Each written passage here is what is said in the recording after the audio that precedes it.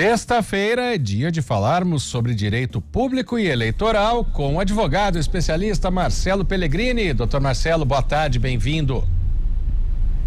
Boa tarde, Guarizo. Boa tarde, Thalita. Oi, boa tarde. Prazer falar com você. Oi, boa tarde. Prazer é todo nosso, doutor. Hoje a gente vai falar de um assunto porque ano eleitoral começa muito antes do que a gente pensa, né? Eu vou pegar como exemplo a notícia do vice-presidente Geraldo Alckmin, que acabou de dizer, né, que vai deixar o Ministério do Desenvolvimento, Indústria, Comércio e Serviços no dia 2 de abril. Por que dia 2 de abril? Porque é o prazo previsto para a legislação eleitoral. Ou seja, quem ocupa cargos em governos tem que sair, não são todos os cargos. Como é que funciona isso, doutor Marcelo? Vamos lá, Guarizo. O ano eleitoral já começou, né? A eleição, digamos assim, é o marco final, mas desde janeiro algumas providências já estão sendo adotadas. Neste mês de março, por exemplo, são permitidas as trocas de partido sem a questão da fidelidade eleitoral. Ou seja, quem é deputado estadual, deputado federal e senador pode mudar de legenda sem qualquer risco para disputar qualquer cargo. A partir de abril, e aí vai ao encontro do seu exemplo, as pessoas começam a desincompatibilizar, ou seja, sair de cargos que impeçam a disputa eleitoral para voltar para cargos que possibilitem a disputa eleitoral.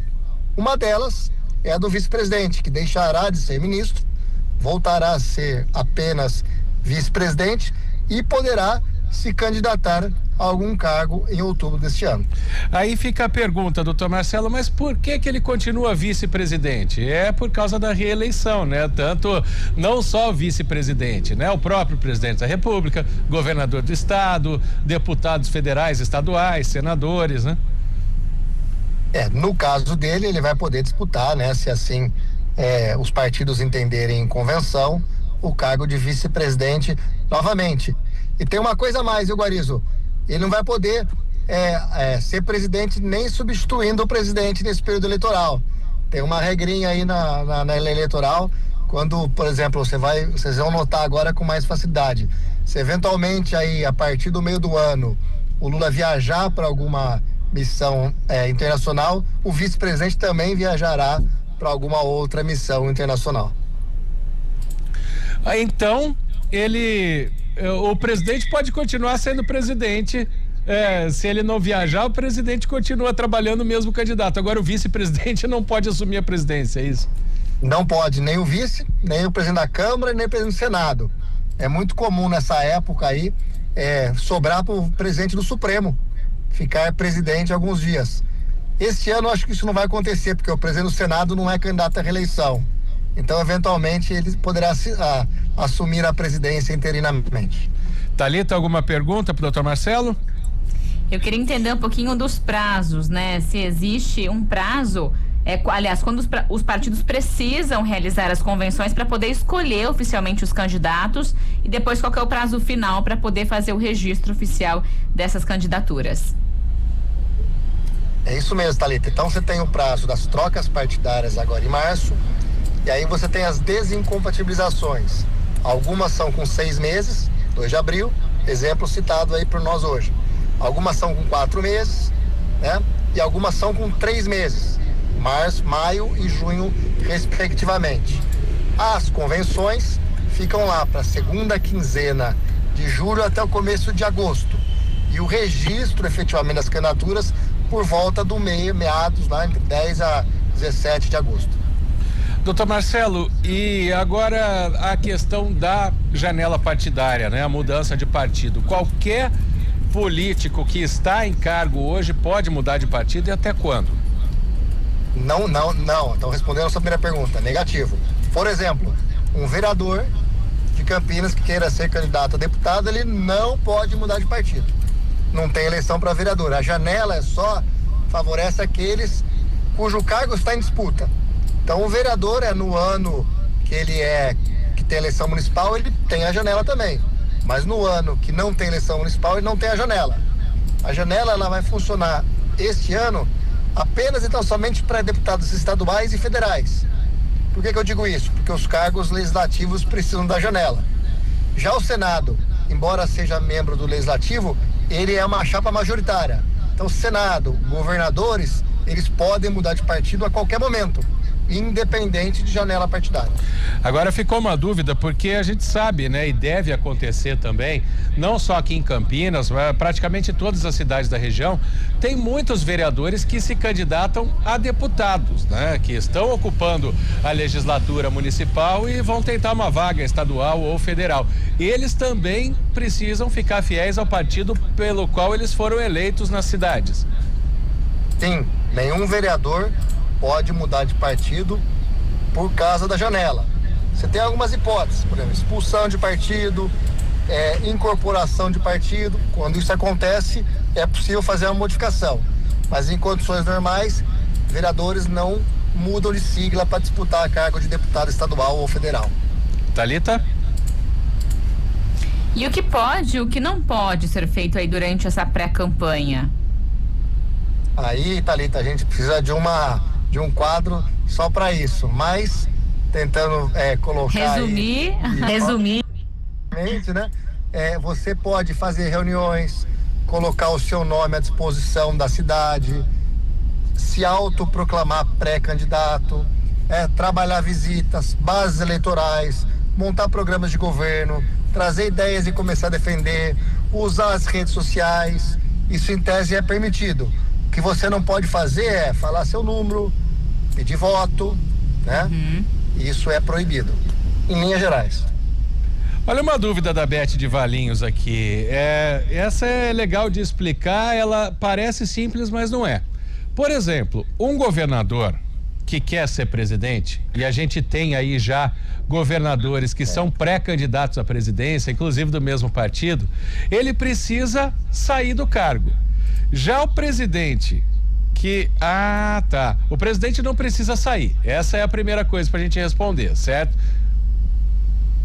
Então vamos lá. Aí ela está falando de um outro instituto jurídico, né? Nós não estamos nem falando da janela, nem das incompatibilização. Nós estamos falando de renúncia do cargo. Exato, não, mas porque verdade. É uma das perguntas. Ela disse que nunca viu o presidente sair do cargo para se candidatar a outro. Isso realmente não existe. Mas o presidente candidato à reeleição pode continuar presidente. O governador que quer ser presidente não pode continuar, né? Mas aí o critério de discrimen é o cargo que você vai ocupar. Vamos supor que o presidente quiser ser candidato a governador. Ao contrário, ele também teria que renunciar. Assim como o governador quer ser candidato a presidente. Você não precisa sair se você for disputar o mesmo cargo. Fora isso, quem está no executivo, diferente do legislativo, é outro instituto, tem que renunciar. No caso do legislativo, por exemplo, um deputado que quer ser senador, ou um deputado estadual que vai concorrer a deputado federal, eles também não precisam sair? Não precisam sair. Exatamente isso. A saída, a renúncia é para membros do executivo. Legislativo você pode disputar no cargo. Mais alguma pergunta, Thalita? Eu queria voltar inclusive no início, como a gente está falando das pré-candidaturas, né? Tem alguns erros mais comuns cometidos por candidatos em relação aos prazos? É realmente perder ali o início, ou é algo que geralmente eles já começam a estudar um tempo e não acontece tanto? Se ele perder o prazo para uma desincompatibilização, ele vai ser considerado lá no registro como inelegível. A lei da ficha limpa, ela não é só para quem tem condenação.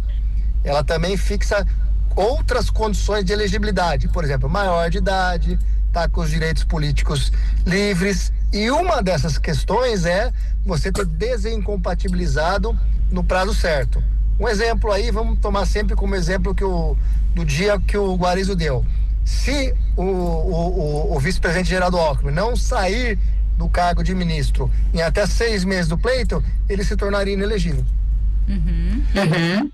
E agora, se na data... Aí é taxativo, não tem outra opção, tá? Tem alguns temperamentos, tal, mas é mais no âmbito municipal, de cargos aí que são 3 meses, cujas funções são diferentes da nomenclatura, você até consegue fazer alguma interpretação, mas nesse caso, negativo. No prazo final da inscrição da chapa, da inscrição da candidatura, se tiver algum problema com a justiça, algum problema de documentação, o candidato, ele tem algum prazo de regularização ou fica já impugnado da eleição? Não, tem sim, Guarizo. Então, quando você faz o registro, é publicado um edital e tanto o Ministério Público quanto partidos como candidatos podem fazer impugnações. Existem alguns vícios sanáveis, que você traz documentos e libera a candidatura, e existem alguns vícios insanáveis, que mesmo trazendo documentos tentando justificar, eles acabam não liberando a candidatura. Mas é uma análise que é feita caso a caso, né? Tá certo, é claro que a gente vai falar muito ainda de direito eleitoral aqui com o doutor Marcelo Pellegrini, né? Estamos começando ainda, o ano eleitoral já começou, como explicou o doutor Marcelo, mas ainda os prazos vão chegando para regularização, primeiro de pré-candidaturas, depois de candidaturas, mas quero agradecer muito já por tirar muitas dúvidas dos nossos ouvintes eleitores. Doutor Marcelo Pellegrini, especialista em direito público e eleitoral, muito obrigado pela participação, doutor Marcelo, até sexta que vem.